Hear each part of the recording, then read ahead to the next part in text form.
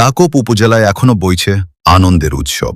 এই আনন্দ একদিনের নয়, এটি দীর্ঘদিনের সংগ্রাম, ত্যাগ ও রাজনীতির গৌরবময় অর্জনের প্রতিফলন। আলহাজ আমির এজাজ খানের নেতৃত্বে ডাকোপবাসী আজ নতুন স্বপ্নে উজ্জীবিত।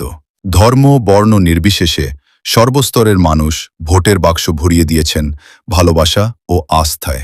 তাদের প্রত্যাশা অবহেলিত দক্ষিণাঞ্চলের উন্নয়ন, নিরাপদ জীবনযাপন এবং একটি সমৃদ্ধ আগামী।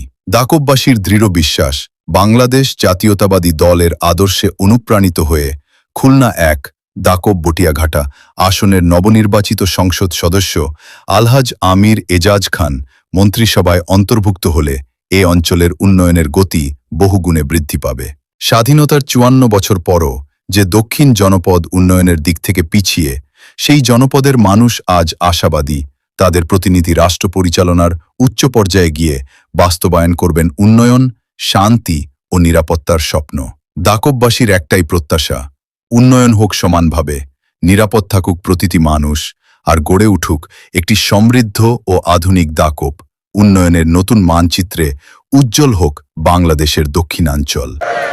আল্লাহর রহমত থাকলে, আপনাদের ভোটে যদি আল্লাহ আমাকে এই অঞ্চল থেকে এমপি নির্বাচিত করে, স্বাধীনতার ৫৪ বছরে যা হয় নাই, আল্লাহ যদি রাজি খুশি থাকে, এই স্বাধীনতার ৫৪ বছরে যা হয় নাই, আমি ৫ বছরে সেই কাজ আপনাদের করে দেব ইনশাআল্লাহ।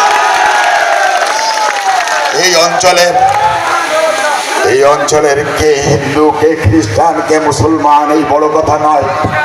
আমি কথা দিয়েছি, আমার এই অঞ্চলের কেউকে যদি আঘাত করা হয়, আমার হিন্দু সম্প্রদায়ের মানুষদের যদি আঘাত করা হয়, এই অঞ্চলের মানুষের উপরে কোনো নির্যাতন, অত্যাচার, নিপীড়ন চালানো হয়, হিন্দু খ্রিস্টান ভাইদের উপরে কোনো রকমের অবিচার করা হয়, রাত দুপুরে, রাতের গভীর রাতে, রাত ২টা হোক ৩টা হোক, তারা রাস্তা থেকে হেঁটে যাবে।